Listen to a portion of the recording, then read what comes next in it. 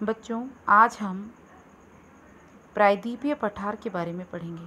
ठीक है, आज हम भारत के प्रायद्वीपीय पठार के बारे में पढ़ेंगे। तो सबसे पहले आप मानचित्र में देखिए इसे। ये भारत की प्रायद्वीपीय स्थिति है। यहाँ से त्रिभुज के आकार की आकृति बनती है और इस प्रायद्वीपीय स्थिति है। तीनों ओर से पानी से घिरे होने के कारण भी भारत एक प्रायद्वीप है। और इस प्रायद्वीपीय स्थिति में पठारी भूमि है, पठारी भूभाग है ये। जैसे उदाहरण के लिए आप देख सकते हैं दक्कन का पठार। ठीक है, तो पठारी भूमि है, उपजाऊ भूमि है यहाँ पर। इसके बारे में हम विस्तृत वर्णन पढ़ेंगे। त्रिभुज की आकृति है यहाँ पर। आइए इसको हम पूरा डिटेल के साथ जानते हैं। प्रायद्वीपीय पठार एक मेज की आकृति वाला स्थल है। ये कैसा है? मेज की आकृति वाला स्थल है। पुराने क्रिस्टलीय, आग्नेय एवं रूपांतरित शैलों से बना है। ये जो प्रायद्वीपीय पठार है वो क्रिस्टलीय, आग्नेय और रूपांतरित शैलों से बना है। ये गोंडवाना भूमि के टूटने, गोंडवाना भूभाग है, इसके टूटने और अपवाह के कारण बना। यही कारण है कि प्राचीनतम भूभाग का एक हिस्सा है। ये प्राचीनतम भूभाग का क्या है? एक हिस्सा है। इस पठारी भाग में चौड़ी और छिछली घाटियाँ एवं गोलाकार पहाड़ियाँ हैं। क्या है? छिछली घाटियाँ हैं, चौड़ी है, पठारी भूमि है। और इस पठार के दो मुख्य भाग हैं। कितने? दो मुख्य भाग। जैसे मध्य उच्च भूमि और दूसरा दक्कन का पठार। मध्य उच्च भूमि और दक्कन का पठार। नदी के उत्तर में प्रायद्वीपीय पठार का वह भाग जो कि मालवा के पठार के अधिकतर भागों में फैला है उसे मध्य भूमि कहते हैं। फिर से ध्यान दीजिए, पठार को दो भागों में बांटा, एक मध्य उच्च भूमि और एक दक्कन का पठार। नर्मदा नदी के उत्तर में प्रायद्वीपीय पठार का वह भाग जो मालवा के पठार और अधिकतर भागों में फैला है उसे मध्य उच्च भूमि कहते हैं। और विंध्य श्रृंखला दक्षिण में सतपुड़ा श्रृंखला और उत्तर पश्चिम में अरावली से घिरी हुई है। ये आप चित्र में देखिए इसे। यहाँ देखिए, यह आपका मालवा का पठार दिख रहा है, यह आपकी सतपुड़ा की श्रेणी, और ये दक्षिण का भाग है तो ये आपका दक्कन का पठार। तो दो भागों में बटा है। ये आपकी मध्य भूमि है, मध्य उच्च भूमि, और ये आपकी दक्कन का पठार है। ठीक है, विंध्य श्रेणी सहित ये आपकी विंध्य श्रेणी भी यहाँ है। मालवा का पठार, विंध्य श्रेणी, सतपुड़ा श्रेणी, महादेव पहाड़ी और दक्कन का पठार। तो ये ऊपर का इलाका मध्य उच्च भूमि और नीचे का इलाका दक्कन पठार। तो ये आपकी प्रायद्वीपीय स्थिति के बारे में हम पढ़ रहे हैं। फिर देखिए आप,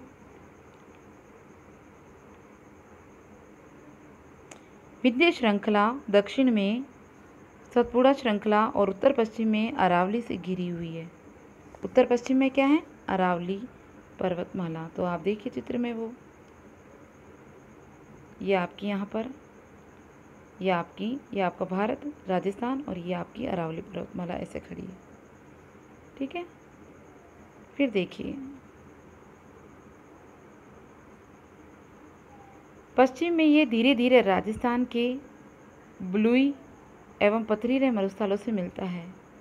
इस क्षेत्र में बहने वाली नदियाँ चंबल, सिंध, बेतवा और केन दक्षिण पश्चिम से उत्तर पूर्व की ओर बहती है। तो आपको पता है चंबल नदी राजस्थान में ही है, सिंधु नदी पाकिस्तान में, बेतवा और केन ये सहायक नदियाँ हैं। ये दक्षिण पश्चिम से उत्तर पूर्व की ओर बहती है। दक्षिण पश्चिम से उत्तर पूर्व की ओर, ये देखिए आप, ये उत्तर, पूर्व, पश्चिम और दक्षिण। तो ये जो 5 नदियाँ आप पढ़ रहे हैं, ये चंबल, सिंध, बेतवा और केन। चंबल आपको पता है कोटा में है। तो उत्तर पूर्व की तरफ यानी दक्षिण पश्चिम से, यानी इस इलाके से ये इस इलाके की ओर बहती है 5 नदियाँ। इस प्रकार वे इस क्षेत्र यानी आप ये देख रहे हैं प्रायद्वीपीय पठार का चित्र देख रहे हैं आप, किस प्रकार की भूमि है, इस प्रकार के ये ढाल को बताती है। मध्य उच्च भूमि पश्चिम में कैसी है? मध्य उच्च भूमि मालवा के पठार वाले इलाके में है, सतपुड़ा का पठार, विंध्याचल के पर्वत का पठार आपने मानचित्र में देखा है। तो मध्य उच्च भूमि पश्चिम में चौड़ी लेकिन पूर्व में कैसी है? सकड़ी है, यानी इस साइड से, यहाँ से तो वो चौड़ी है लेकिन इधर वो बिल्कुल सकड़ी है। इस पठार के पूर्वी विस्तार को बुंदेलखंड और बघेलखंड के नाम से भी जाना जाता है। पूर्वी विस्तार जो है या आपका पूर्वी इलाका जो है ये दो भागों में बटा है, एक नाम बुंदेलखंड है और दूसरा नाम बघेलखंड है। और पूर्व का विस्तार, चित्र में वापस देखिए, इस पठार के पूर्वी विस्तार को बुंदेलखंड और बघेलखंड के नाम से जानते हैं। इसके और पूर्व के विस्तार को दामोदर नदी के नाम से अप्रवाहित छोटा नागपुर के पठार के रूप में भी दर्शाता। तो आप जानते हैं दामोदर नदी द्वारा बना हुआ है आपका छोटा नागपुर का पठार। तो दो पठार हो गए आपके, दक्कन का पठार और छोटा नागपुर का पठार। अब आप देखिए, दक्षिण का पठार एक त्रिभुजाकार भूभाग है। कैसा है? मैंने आपको बताया अभी, ये इस प्रकार की आकृति बन रही है। तो दक्षिण का पठार एक त्रिभुजाकार भूभाग है, त्रिभुज की आकृति बनाता है। नर्मदा नदी जो नर्मदा नदी के दक्षिण में है, तो नर्मदा नदी आपके कहाँ बहती है? यह आपके गुजरात, और यहाँ आपकी नर्मदा नदी बहती है। उत्तर में इसके चौड़े आधार पर सतपुड़ा की श्रृंखला है। तो सतपुड़ा की श्रृंखला आप देख चुके हैं। उत्तर में इसके चौड़े आधार पर सतपुड़ा की श्रृंखला, महादेव, कैमूर की पहाड़ी, मेकाल पर्वत श्रृंखला, ये सब इसका पूर्वी विस्तार है, जिसको कि आपने मानचित्र में देखा भी है। ये देख लीजिए, ठीक है।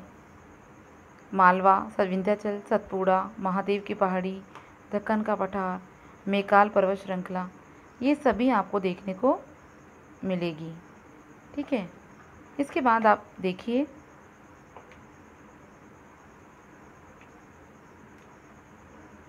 दक्षिण का पठार एक त्रिभुजाकार भूभाग है जो नर्मदा नदी के दक्षिण में स्थित है। उत्तर में चौड़ाई के आधार पर सतपुड़ा की श्रृंखला है। सतपुड़ा की श्रृंखला ध्यान रखेंगे आप। और महादेव, कैमूर की पहाड़ी, केमा और मेकाल पर्वत श्रृंखला इसका पूर्वी विस्तार है। भारत के भौतिक मानचित्र पर इन पहाड़ियों और श्रृंखलाओं की स्थिति को ज्ञात करें। दक्षिण का पठार पश्चिम में ऊंचा और पूर्व की ओर कम ढाल वाला है। दक्षिण का जो पठार है वो पश्चिम की ओर तो ज़्यादा है, लेकिन पूर्व की ओर उसका विस्तार कम है। इस पठार का एक भाग उत्तर पूर्व में भी आप देख सकते हैं, जिसे पूर्व की ओर आपका मेघालय, कार्बी एंगलोंग पठार, उत्तर कचार पहाड़ी के नाम से भी इसको जानते हैं। यह एक भ्रंश के द्वारा छोटा नागपुर के पठार से अलग हो गया था। पश्चिम से पूर्व की ओर 3 श्रृंखलाएं और आपको मैंने चित्र में दिखाई है, गारो, खासी और जयंती, आप देख चुके हैं चित्र में। दक्षिण के पठार के पूर्वी और पश्चिमी सिरे पर, पूर्वी ये है आपके लिए इम्पोर्टेंट, इन दोनों में आपको अंतर याद कर लेना है। दक्षिण के पठार के पूर्वी और पश्चिमी सिरे पर पूर्वी और पश्चिमी घाट स्थित है। तो आपका पश्चिमी घाट आप देख सकते हैं, यहाँ पर आपका पश्चिमी घाट और इधर आपका पूर्वी घाट है। पश्चिमी घाट पश्चिमी तट के समानांतर है, वे सतत है और केवल दर्रों के आधार पर ही पार किया जा सकता है। भारत के भौतिक मानचित्र में थाल घाट, भोर घाट, पाल घाट ये भी हैं आपके मानचित्र में, देखेंगे हम। पश्चिमी घाट, पूर्वी घाट की, अभी आपके क्वेश्चन यही है एग्ज़ाम का, इन दोनों में अंतर बताना है। तो पश्चिमी घाट पूर्वी घाट की अपेक्षा ऊंचे हैं। पूर्वी घाट के 600 मीटर की औसत ऊंचाई की तुलना में पश्चिमी घाट की ऊंचाई 900 से 16 मीटर है। तो पश्चिमी घाट की ऊंचाई ज़्यादा है। पूर्वी घाट जो है आपका, आप ध्यान रखेंगे कि आपका पूर्वी घाट और पश्चिमी घाट में अंतर यही है कि ये 600 मीटर तक के हैं और ये 900 से 1600 मीटर तक आपको नज़र आएंगी, ऊंचे है ये घाट। पूर्वी घाट का विस्तार महानदी से दक्षिण में नीलगिरी तक है। आप ध्यान रखना, महानदी आपकी कहाँ है? आपकी महानदी जो है उड़ीसा में है और नीलगिरी की पहाड़ियाँ आपकी केरल में। तो ये पूर्वी घाट जो है वो यहाँ तक फैला हुआ है। पूर्वी घाटी का विकास सतत नहीं है, ये अनियमित है। पूर्वी घाटी अनियमित है। बंगाल की खाड़ी में गिरने वाली नदियों ने इनको काट रखा है। पश्चिमी घाट में पर्वतीय वर्षा होती है और ये वर्षा घाट के पश्चिमी ढाल पर आर्द्र हवा के टकराकर ऊपर उठने के कारण होती है। पश्चिमी घाट को कई नामों से जाना जाता है। पश्चिमी घाट को ऊंचाई और उत्तर से दक्षिण की ओर बढ़ती हुई नज़र, पश्चिमी घाट की जो ऊंचाई है वो उत्तर से दक्षिण की ओर बढ़ती हुई नज़र आती है, बढ़ती जाती है। इस भाग में यानी पश्चिमी घाट में कौन कौन सी नदियाँ हैं? अनाईमुड़ी, एग्ज़ाम में आ चुकी है अनाईमुड़ी। इसकी ऊंचाई है 2665 मीटर यानी 2695 मीटर। फिर इसके नीचे ही है डोडा बेटा 2633 मीटर, लेकिन एग्ज़ाम में आई है आपकी पूर्वी घाट की सर्वाधिक ऊंचाई वाली आपका जो पर्वत है, आपकी जो चोटी है वो है आपका शिखर है, आपका शिखर है महेंद्रगिरी। यही क्वेश्चन पूछा है और इसकी ऊंचाई पूछी है 1500। यानी पूर्वी घाट का सबसे ऊंचा शिखर का नाम बताइए, तो सबसे ऊंचे शिखर का नाम महेंद्रगिरी है और 1500 मीटर इसकी ऊंचाई है। पूर्वी घाट के दक्षिण पश्चिम में शेवराय और जावेड़ी की पहाड़ियाँ भी आपको देखने को मिलेगी पूर्वी घाट के अंदर। उसके अलावा आपने ऊटी का नाम, ऊटी सुन रखा है लेकिन ऊटी नहीं है, ऊटी से पहले ये देख रहे हैं आप, उडक मंडलम नाम था ऊटी का, तो ऊटी के नाम से भी इसको जाना जाता है। उडक मंडलम जिसे ऊटी के नाम से जानते हैं। साथ ही कोडई कनाल जैसी पहाड़ी प्रसिद्ध पहाड़ी नगरों की स्थिति भी मानचित्र में आप जान सकते हैं। प्रायद्वीपीय पठार की एक विशेषता यहाँ पाई जाने वाली है, वो है इसकी काली मृदा, और इसे दक्कन ट्रेप के नाम से भी जानते हैं। प्रायद्वीपीय पठार में आपको दक्कन का पठार दिखाया था मैंने, तो दक्कन का पठार क्यों कहते हैं? क्योंकि यहाँ काली मृदा पाई जाती है। कैसी मृदा? काली मृदा। इसकी उत्पत्ति किससे हुई है? काली मृदा की ज्वालामुखी से, इसलिए इसकी शेल आग्नेय हैं। वास्तव में इन शेलों का समय के साथ अपर्दन हुआ है, जिससे काली मृदा का निर्माण हुआ। अरावली की पहाड़ियाँ प्रायद्वीपीय पठार के पश्चिम और उत्तर पश्चिम किनारे पर स्थित है। अरावली की पहाड़ियाँ उत्तर पश्चिम किनारे पर है।